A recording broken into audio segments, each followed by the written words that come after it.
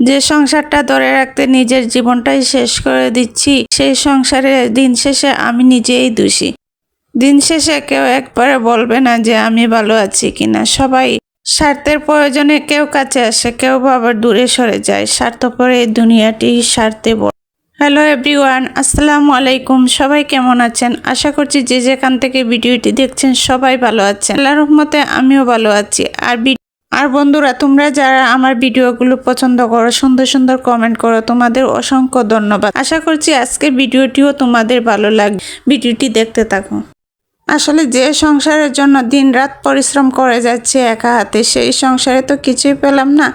তোমাদের ভালোবাসা দিয়ে যদি কোনো কিছু পাই, সেটা আমার অনেক পাওয়া হবে। আর তোমাদের ভালোবাসা আর সাপোর্ট আমার অনেক প্রয়োজন। একটা সংসারে মেয়েরা আসে, অনেক কিছু করে সংসারটা গুছিয়ে নেয়, আর সেই সংসারে শেষ পর্যন্ত যদি শুনতে হয় যে এই সংসারের জন্য কোনো কিছু করেনি, তখন এই সংসারের কাজগুলো করতেও মন চায়।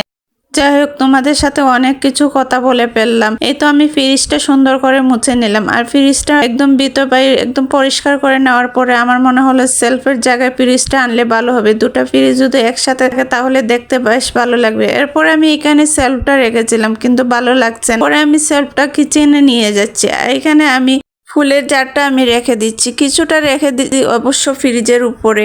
জানি না দেখতে কিরকম লাগবে, তারপরে আমার মনে হচ্ছে বেশ ভালো লাগবে। এরপরে দেখেন আমার এই দেয়ালটার অবস্থা। আমি অর্ধেকটা দেয়াল রং করে নিয়েছিলাম। এখানে যেহেতু ক্যাবিনেট ছিল, তো আমার রং করা হয় নাই। ভাবছিলাম রং করে নিব, কিন্তু যেহেতু বাসাটা ছেড়ে দেব, বেশি দিন থাকবো না, মেয়ের পরীক্ষা পরেই আমি বাসা খুঁজতে থাকবো, তো আর করে নিচ্ছি না। আপাতত যেভাবে আছে সেইভাবে থাক। এই তো আমি ফুলের র্যাকটা লাগিয়ে নিচ্ছি। এটা হচ্ছে 2 তাকের একটা র্যাক। এই র্যাকটা আমি দারাজ থেকে নিয়ে এসেছিলাম, আমার বেশ ভালো লাগছে। এরপরে আমি ভাবছি আবার 3 তাকের একটা নিয়ে আসবো বুক সেলফের জন্য। দেখতে বেশ সুন্দর লাগে আমার কাছে এগুলো। আর আমরা মেয়েরা সবসময় ঘর সাজাতে একটু বেশি পছন্দ করি।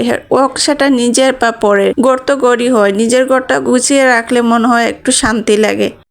এদিকে দেখেন আমি ক্যাম্পাস লাগিয়েছিলাম, 2টা অলরেডি ছুটে পড়ে গেছে। এটা আমার ড্রয়িং রুমে লাগানি ছিল, কিন্তু ড্রয়িং রুম থেকে যখন আমি এখানে নিয়ে এসেছি, তখন আটাগুলো নষ্ট হয়ে গেছে। লাগানোর পরে অনেকগুলো পড়ে যাচ্ছে। পরে এই 3টা রয়ে গেছে, 2টা পড়ে গেছে।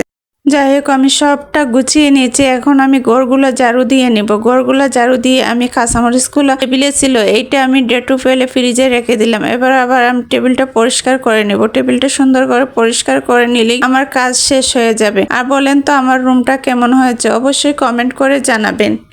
আর বন্ধুরা, তোমাদের ভিডিওটি কেমন লাগলো অবশ্যই কমেন্ট করে জানাবেন। ভিডিওটি ভালো লাগলে লাইক ও শেয়ার দিয়ে পাশে থাকবেন।